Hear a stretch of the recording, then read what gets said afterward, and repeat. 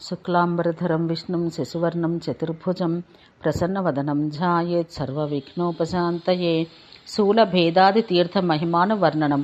మార్కండేయుడు ఇట్లు చెప్పెను: ధర్మరాజా, అది మొదలుకొని బ్రహ్మాది దేవతలు తపోధనములను రాగక్రోధాది దోషరహితులైన నర్మదను సేవింతురు. అనగా మునిసత్తమ, ఏ ప్రదేశమందు మహాదేవుని శూలం పడిందిగో కనబడనో ఆ ప్రదేశపు మహత్యం ఉన్నదున్నట్టు చెప్పుమని ధర్మజుడు అడగగా ముని మరలా ఇట్లు చెప్పెను: అది శూలభేదమని పుణ్యతమ మహాతీర్థం. అందు స్నానమాడి శివుని అర్చిస్తే గో సహస్రదాన ఫలం లభించును.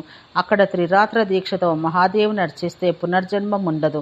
తర్వాత వరుసగా భీమేశ్వర, నారదేశ్వర, ఆదిత్యేశ్వర, నంది ఈశ్వర, వారణేశ్వర తీర్థములు కలవు. అందు స్నానమాడట మహాపాతక నాశకం. తర్వాత స్వతంత్రేశ్వరం అందు స్నానమాడి అక్కడ ఉన్న పంచాయతన ఆది త్రయాంబిక, విఘ్న గణనాథ మహేశ్వర మూర్తులు దర్శిస్తే సర్వతీర్థ యాత్రాఫలమబ్బును.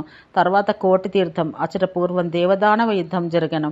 అందు బలదర్పితులకు దానవులు అనేకులు శిరస్సులను దేవతలు ఖండించి అచట శూలపాణయగు మహేశ్వరుని ప్రతిష్ఠించిరి. అక్కడ 1,000,000 మంది దానవులు విని హతులగటచే అది కోటి తీర్థం అనబడెను. దాని దర్శన మాత్రానే మానవులు స్వర్గం ఆరోహించుచుండట చూసి క్షుద్రబుద్ధి గల ఇంద్రుడు ఆ మార్గాన్ని వజ్రంతో కీలించి ఆటంకపరచెను. నాటి నుండి మానవులకు దీనివల్ల లభించే స్వర్గపు మార్గం నివారించబడెను. అక్కడ నేయి మారేడు పండు దానమనిచి పర్వతాన్ని ప్రదక్షించి పర్వతంపై దీపం వెలిగించి దానితో కూడా కొండను శిరస్సందు నిలుపుకోవాలి.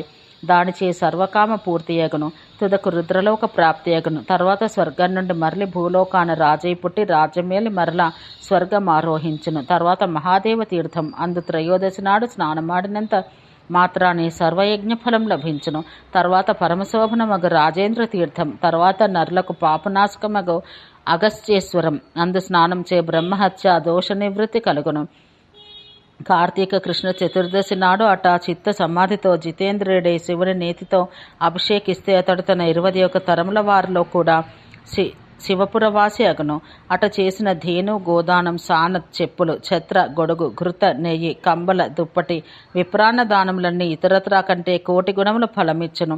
తర్వాత ఉత్తమమగు బలాకేశ్వరం. అందు స్నానం చే నరుడు సింహాసనాధిపతి అగును. ఇవన్నీ నర్మదకు ఉత్తర తీరమందుల తీర్థములు. నర్మదా దక్షిణ తీరమున చక్రతీర్థం. అచట ఒక రాత్రి దినమంతా ఉపవసించి స్నానమాడి జనార్దన్ నర్చిస్తే గో సహస్ర దానఫలం అంది తుదకు విష్ణులోక ప్రాప్తుడగును. తర్వాత నరులకు సర్వపాపహరమగు ఋషితీర్థం. అందు స్నానమాడిన మాత్రాన శివలోక ప్రాప్తి అగును. తర్వాత పరమశోభనమగు నారద తీర్థం. అందు స్నానమాడుటచే గోసహస్ర దాన ఫలం అబ్బును. తర్వాత దేవతీర్థం. అది పూర్వం స్వయంగా బ్రహ్మచే నిర్మితం. అందు స్నానమాడితే బ్రహ్మలోక ప్రాప్తి అగును. తర్వాత అమరకంటక తీర్థం. అది దేవతలే నిర్మించినది. దాని యందు స్నానం చే రుద్రలోక ప్రాప్తి అగును. తర్వాత తురాసంగమ తీర్థం. అందలి పంచాయతన మూర్తి దర్శనం చే బ్రహ్మహత్య దోష నివృత్తి అగును. తర్వాత వటేశ్వర తీర్థం. దాని దర్శన మాత్రాన జన్మ సాఫల్యమగను. తర్వాత వటేశ్వరం. అది సర్వవ్యాధి నాశకం. అందు స్నానం చే సర్వదుఃఖం మోచనమగను. తర్వాత రావణేశ్వర తీర్థం. అందు స్నానం సర్వపాప మోచకం. తర్వాత నదీ సంగమ తీర్థం. తర్వాత సోమతీర్థం. ఇది ఉత్తమమగు చంద్రక్షేత్రం. అందు పరమభక్తితో స్నానమాడిన వారు తక్షణమే దివ్య శరీరం అంది 60,000 సంవత్సరాలు శివుని లోకమందుండి శివుని వలె సుఖింతురు. తర్వాత పింగళేశ్వర తీర్థం. అక్కడ ఒక అహోరాత్రం ఉపవసిస్తే త్రిరాత్రోపవాస ఫలం లభించును. అచట కపిలా గోదానం చేసినచో దాని శరీరమందు కల రోమములన్ని 1000 సంవత్సరాలు రుద్రలోకాన సుఖించును. అక్కడ ప్రాణత్యాగం నరిస్తే చంద్రసూర్యులున్నంత అనంతకాలం అక్షయ సుఖములుండును. నర్మదా తీరమందు నివసించు మానవులు పుణ్యమాచరించిన వారు వలనే మరణానంతరం స్వర్గం అందుదురు. తర్వాత సురేశ్వర తీర్థం. తర్వాత కర్కోటకేశ్వర తీర్థం. అందు పుణ్యదినాన గంగానది దిగివచ్చును. తర్వాతది నంది తీర్థం. అందు స్నానమాడిన వారు నందీశ్వరుని అనుగ్రహాన సోమలోక ప్రాప్తి పొందుదురు. తర్వాత దీపేశ్వర తీర్థం. తర్వాత వ్యాస తీర్థం. అది తపోవనం. అక్కడ వ్యాసుని హుంకారానికి భయపడి ఆ మహానది దక్షిణానికి మరలను. దాన్ని ప్రదక్షిస్తే చంద్రసూర్యులున్నంతకాలం స్వర్గమందు సుఖింతురు. వ్యాసానుగ్రహాన వాంఛితార్థ ప్రాప్తి అగను. వేదికపై దీపం ఉండి దానికి దారములు చుట్టి దానమిస్తే రుద్రుడి వలె అక్షయకాలం సుఖించును. తర్వాత ఐరండి నర్మదా సంగమ తీర్థం, ఇది ఉత్తమం. ఇందు స్నానమాడితే సర్వపాప ముక్తి అగును. త్రిలోక విఖ్యాతమును పాపనాశకము అగు ఇందు ఆశ్వయుజ శుక్ల అష్టమి నాడు స్నానమాడి శుచి అయి ఉపవాసం చేసి ఒక బ్రాహ్మణునికి భోజనం పెట్టినా 1,000,000 మందిని భుజింపచేసినట్లగును. భక్తిభావంతో ఐరండి నర్మదా సంగమం నందు శిరస్సున మృత్తిక ఉంచుకుని స్నానమాడి ఆ సంగమ తీర్థ ప్రదక్షిణం చేస్తే సమస్త భూప్రదక్షిణ ఫలం లభించును. తర్వాత సువర్ణ తీర్థం, అందు స్నానమాడి సువర్ణ దానం చేస్తే కాంచన విమానంపై రుద్రలోకం ఏగును, అందు సుఖించును. తర్వాత స్వర్గం నుండి జారినను వీర్యశాలియగు రాజగును. తర్వాత ఇక్షునది నర్మదా సంగమ తీర్థం, అది త్రిలోక విఖ్యాతమగునది. శివుడచట సదా సన్నిహితుడై ఉండను, అందు స్నానమాడిన వారు గణాధిపతిత్వం అందుదురు. తర్వాత స్కంద తీర్థం, అది సర్వపాప ప్రణాశకం.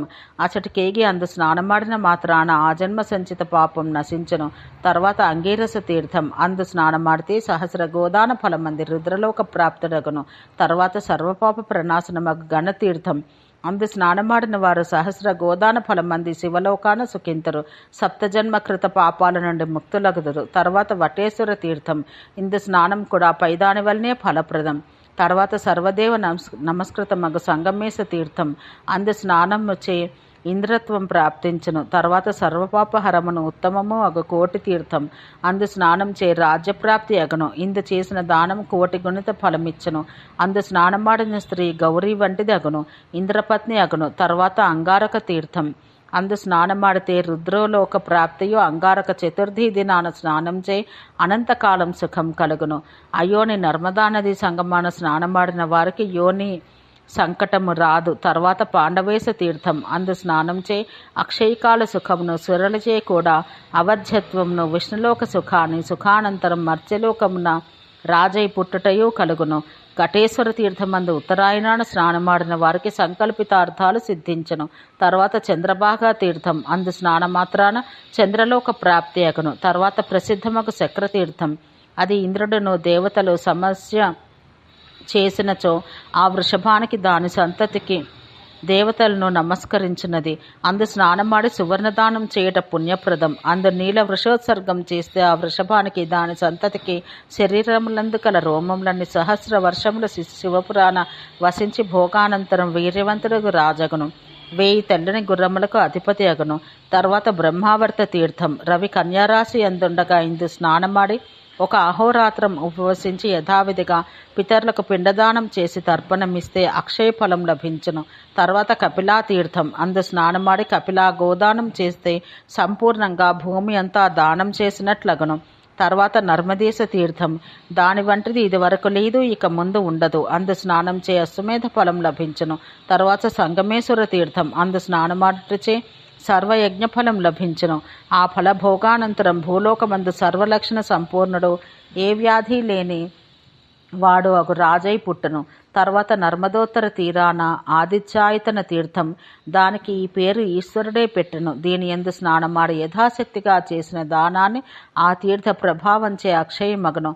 దరిద్రులు, వ్యాధిగ్రస్తులు, దుష్కృతం ఆచరించేవారు దీన్ని స్నానం చే సర్వపాప ముక్తులై రవిలోక ప్రాప్తులగదురు. మాఘశుక్ల సప్తమి నాడు ఈ తీర్థంన నిరాహారులు, జితేంద్రియులై ఉన్న వారికి ముసలితనం, వ్యాధి, మూగతనం, గుడ్డితనం, చెవుడు కలుగవు. వారు రూపసంపన్నులు, స్త్రీలకు ప్రీతిపాత్రలు అగుదురు. మార్కండేయుడిట్లు వచించిన ఈ తీర్థ మహిమ నెరిగి దీన్ని సేవింపని వారి జీవితం వ్యర్థమైనట్లే. తర్వాత గార్గేశ్వర తీర్థం, దానియందు స్నానమాత్రాన 14 ఇంద్రులంత కాలం స్వర్గలోక సుఖం కలుగును. దాని దగ్గరే నాగేశ్వర తపోవనమున తీర్థం కలదు. అందు స్నానం చే నాగలోక ప్రాప్తుడై 4 నాగకన్యలతో విహరించి సుఖించును. కుబేరలోక ప్రాప్తుడగను. తర్వాత కౌబేర స్థానమగు కాళేశ్వర తీర్థం, అందు స్నానమాడితే సర్వసంపదలు కలుగును. తర్వాత పశ్చిమాన మారుతాలయ తీర్థం, దాని యందు స్నానమాడి శుచేయి సమాహిత చిత్తంతో యథాశక్తిగా సువర్ణదానం చేస్తే పుష్పక విమానంపై వాయులోకమున కేగను. తర్వాత యమతీర్థం, అందు మాఘ కృష్ణ చతుర్దశి నాడు స్నానమాడి నక్తవ్రతం చేస్తే యోని సంకటం కలగదు. తర్వాత ఉత్తమగు అహల్యా తీర్థం, అందు స్నానమాడితే అప్సరసులతో సుఖం కలుగును. అహల్యాచట తపమాచరించే ముక్తి నందను. చైత్ర శుక్ల చతుర్దశి కామదేవ తిథి, ఆనాడు అహల్యను పూజించినవాడు తాను పుట్టిన చోట ఎల్లరకు ఇష్టడగను. రెండవ మన్మథుడి వలె స్త్రీలకు ప్రీతిపాత్రుడగను. అయోధ్య అను ఒక గ్రామానికి దగ్గరగా రామతీర్థమని తీర్థం కలదు. దానియందు స్నానం చే సర్వపాప ముక్తి అగను. తర్వాత సోమతీర్థం చంద్రగ్రహణ సమయాన అందు స్నానమాడినంతనే సర్వపాప ముక్తి అగను. ఇది త్రిలోక విస్తృతమగ మహాఫలప్రద తీర్థం. ఇందు చాంద్రాయణ వ్రతం ఆచరిస్తే సర్వపాప ముక్తుడై సోమలోకమునకేగను. ఇందు అగ్ని ప్రవేశం చేగాని, జల ప్రవేశం చేగాని, అనాహార వ్రతం చేగాని, ప్రాణత్యాగం అనరిస్తే మరలా మర్త్యలోకాన జన్మించరు. తర్వాత శుభతీర్థం దాని యందు స్నానం చే గోలోక ప్రాప్తి అగును. తర్వాత మహోత్తమమగు విష్ణు తీర్థం, దీనికే యోధనీపురమని పేరు. ఇందు వాసుదేవుడు కోట్ల కొలదిగా అనుచరులతో యుద్ధం చేసెను. ఇందుచే ఇవి విష్ణు స్థానమగు తీర్థమయ్యను. ఇందు ఒక అహోరాత్రం ఉపవాసం మండినంతనే విష్ణువు ప్రీతుడై బ్రహ్మహత్య దోషం కూడా పోగొట్టును. తర్వాత తాపసేశ్వర తీర్థం, వ్యాధుని వల్ల భయపడే ఒక ఆడలేడి ఈ తీర్థ జలమందు పడి అంతరిక్షమునకు పోయెను. అది చూసి చిత్తమంద ఆ వ్యాధుడు ఆశ్చర్యపడెను. ఇట్టి మహిమ కలది ఈ తాపసేశ్వర తీర్థం. ఇట్టిది ఇది వరకు లేదు, ఇక ముందు ఉండదు. తర్వాత అమోహకమైన ప్రఖ్యాతి గల బ్రహ్మతీర్థం, ఇది చాలా ఉత్తమం. దీని యందు పూర్ణిమ అమావాస్యలందు స్నానమాడి యథావిధిగా పితృశ్రాద్ధం ఆచరించి పిండదాన తర్పణాలు చేయవలను. అచట జలమధ్యాన గజరూపమగు శిల ప్రతిష్ఠితమై ఉన్నది. వైశాఖ పూర్ణిమ అమావాస్యలందిట పితరులకు పిండములు ఇచ్చినచో పితరులకు భూమి ఉన్నంత వరకు తృప్తి కలగను. తర్వాత సిద్ధేశ్వర తీర్థం, అది చాలా ఉత్తమమైనది. ఇందు స్నానమాడితే గణపతి సాన్నిధ్యం లభించును. తర్వాత లింగతీర్థం, అందు విష్ణువు లింగరూపుడుగా ఉన్నాడు. దాని యందు స్నానమాడిన వారు విష్ణులోక ప్రాప్తులగుదురు. నర్మదా దక్షిణమగు కుసమేశ్వరమను తీర్థం కలదు. పూర్వముకప్పుడు కామదేవుడు సహస్ర దివ్య వర్షముల కాలం అక్కడ దివ్యమగు మహాతపం ఆచరించి శంకరుని ఉపాసించెను. కానీ ఇతనిచే తనకు సమాధి భంగమయ్యనని కోపించి మహాత్ముడగు శంకరుడు అతనికే కాక అతనితో పాటు శ్వేతపర్వన్ అనగా వాయువు, యముడు, హుతాసుడు, అగ్ని వీరిని కూడా శుక్లపక్షపు పర్వదినాన పూర్ణిమ నాడు దహించెను. వీరిని తాపమందించెను. వారట్లు దగ్ధులై కూడా తాపమందుచూనే ఈ కుసుమేశ్వర తీర్థం ఆశ్రయించి ఉండిరి. వారట్లుండగా సహస్ర దివ్య వర్షాల తర్వాత రుద్రుడు సంతుష్టుడై వారికి వరం ఇయ్యదలిచి ఉమతో కూడి వచ్చెను. శివుడు వారినందరినీ తాపం నుండి విడిపించి నర్మదా తటమందు అనుగ్రహించెను. ఆ తీర్థ ప్రభావాన మరలా వారందరూ దేవత్వమందిరి. మహాదేవాన్ని ఈ ప్రభావాన ఈ ప్రదేశోత్తమం తీర్థమగుగాక అని వారు శివుని వేడి ఆ వరములను కూడా పొందిరి. అది అర్ధయోజన విస్తీర్ణమై అన్ని దిక్కులందు వ్యాపించి ఉన్నది. ఇందు స్నానమాడి ఉపవసించిన వారు కుసుమాయుధ రూపులై రుద్రలోక సుఖములందుదురు. ఇట్లు మన్మథ వాయు యమాగ్నులు తపస్సిద్ధి నందిన ప్రదేశం ఈ తీర్థము.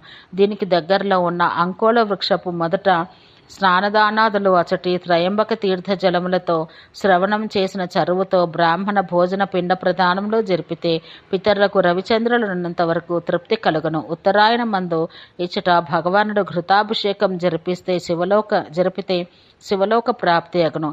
ఇక్కడ సిద్ధేశ్వరునికి ప్రాతకాల పూజ జరిపిన వారు శుభగతి నంది శివలోక సుఖములందుదురు.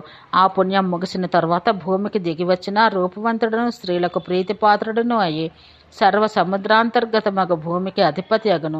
ఇక్కడ గల క్షేత్రపాలని మహాబలుడు అగు దండపాణిని కర్ణకుండలిని దర్శింపని వాని యాత్ర వ్యర్థమగను. ఈ కుసుమేశ్వర తీర్థ మహత్య ఫలం ఎరిగి సర్వదేవతలు ఇచ్చటకు వచ్చిచుండరు. దీనిపై పూలవాన కురేచుందరు, దీన్ని స్తుతించుచుందరు. ఓం శాంతి శాంతి శాంతి.